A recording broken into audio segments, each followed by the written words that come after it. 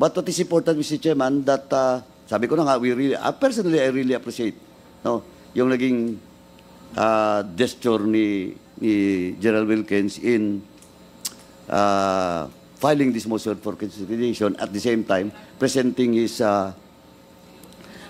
to this committee, and of course to the SAA. He is present during his detention, Mr. Chairman. So with that, Mr. Chairman, since we have a quorum, and I already asked some members kanina, that, Mr. Chairman, I respectfully move that to lift the motion that we have cited in contempt for Mr. Wilkins Villanueva. So, Mr. Chairman. Okay, there is a motion to lift the contempt order imposed on General Wilkins Villanueva by this committee. Duly seconded. Are there any objections? Amendments? Nothing. The motion is approved. Comsec, please inform the Sergeant-at-Arms and our LSB that the contempt order has been lifted.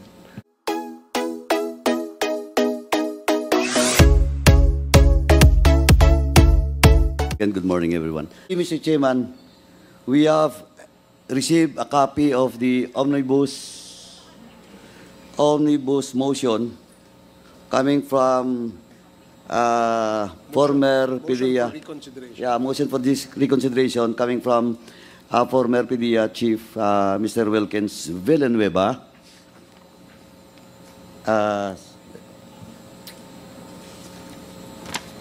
Makapal po. This is a 16 pages motion, and I will just take this opportunity, Mr. Chairman, that we have the COMSEC has informed me that we have a quorum in today's in this hearing, and I hope we will discuss this motion by General Wilkins Villanueva, Mr. Chairman.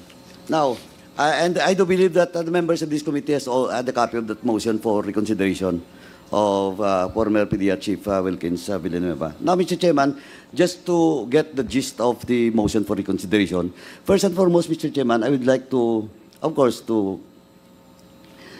salute General Wilkins, former General Wilkins, for respecting the contempt order that was issued to you last hearing, for presenting yourself to this committee and to the House.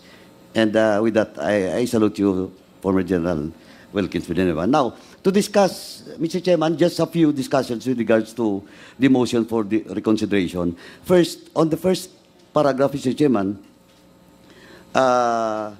in his motion, Mr. Chairman, former PDEA Chief Villanueva cited the following arguments. Number one, first, that he has been very cooperative to the committee as he attended all the hearings and voluntarily answered all the queries. That's number one. And second is that he did not refuse to answer a relevant inquiry. Now, Mr. Chairman, on the first basis for this motion, the question of attending in 4 hearings, is not part of the motion for contempt that was issued to General Wilkins, because the motion for contempt that was issued to General Wilkins is in violation of Section 11, Paragraph C, with regards to refusal to or evasive to answer relevant questions that was being raised by the members of this committee. And he never violated our Section 11, Paragraph A, yung refusal to attend hearings without legal excuse. So the first defense is not consistent or in question, with regards to the contempt order.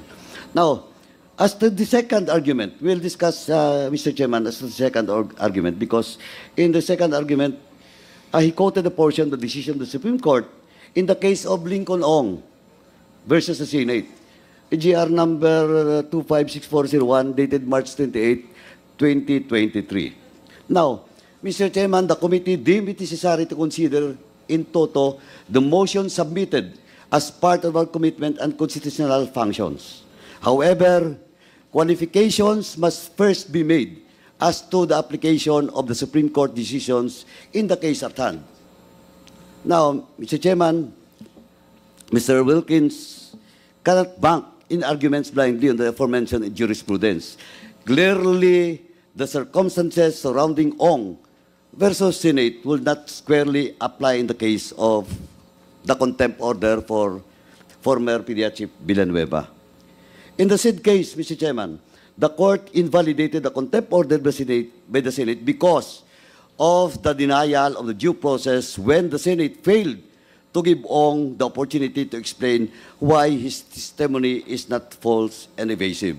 Now, and for the record, Mr. Chairman, former General Wilkins is present in 4 hearings, and he was given a due process and the time to explain.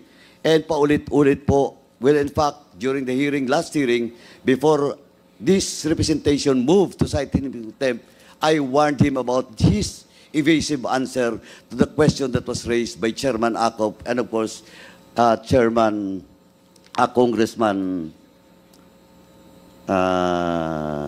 SDS Dong Gonzales during the time, Mr. Chairman. Now, Mr. Chairman,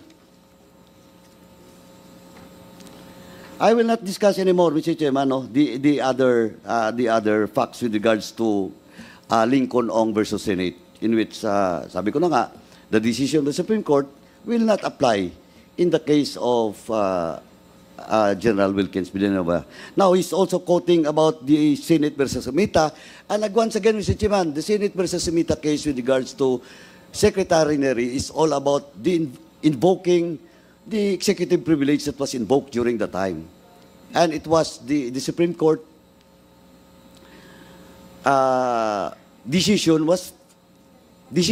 favored the motion of the former then Executive Secretary Mita because they invoke executive privilege. And in this case, quoting some portion of that, decision of the Supreme Court is not, once again, cannot be applied in the case of General Wilkins Villanueva.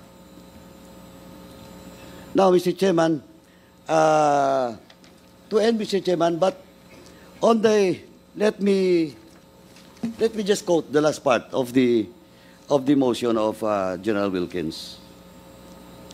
Now, on page 14, paragraph 20, ito lang po, the movant regrets the misunderstanding may have arisen due to the long hours of hearing and the numerous topics discussed during the Quadcom hearing, and undertakes to continuously and voluntarily participate in the proceedings.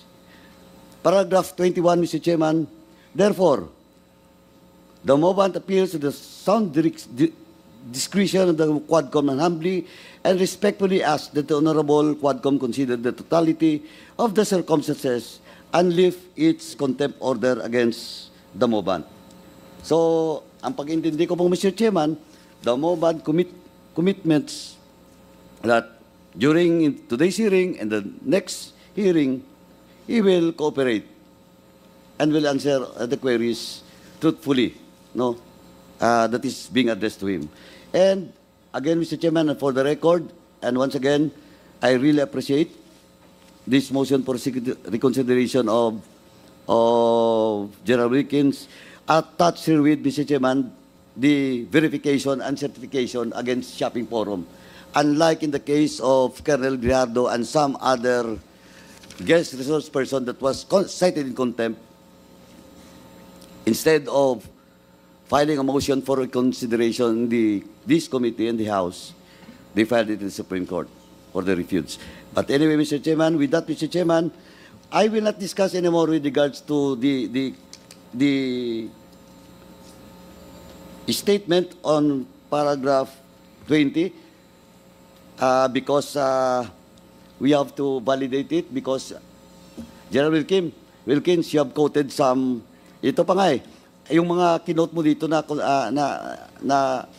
conversation in this hearing, ano ba to, saan na to galing?